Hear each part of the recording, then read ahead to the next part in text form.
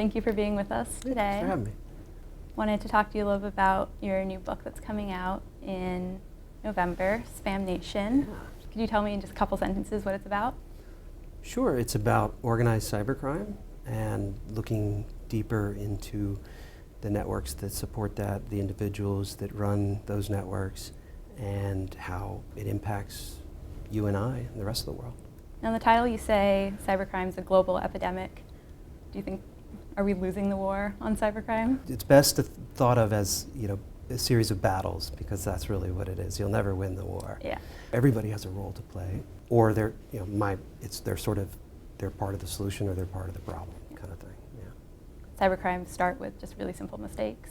Yeah, absolutely, and almost invariably, spam is somehow involved. Mm-hmm. If we look at some of the biggest data breaches over the last year, for example, they almost all involved or started with spam. There's been a lot of breaches this year, Target, Neiman Marcus, P.F. Chang's, Goodwill, Dairy Queen, and you've broken the story on a lot of them. All of them, I think. Yeah. How do you do that? Just speaking from my experience, it's part of the reason I've been able to break these stories is because I've made a lot more sources in the financial industry over the last year. Mm-hmm. So there are 14,000 financial institutions in the United States, and most of them are not Wall Street banks. Yeah. Those banks have tremendous capabilities to see into the fraud space because they have their fingers in so many different financial pies.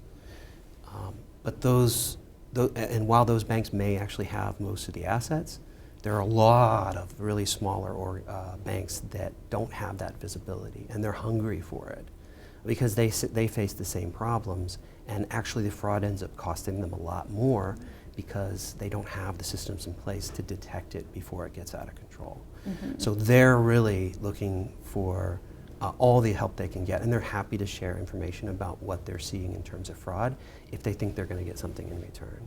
And if that something in return is they get an earlier warning about big breaches, mm-hmm. It works out for everybody.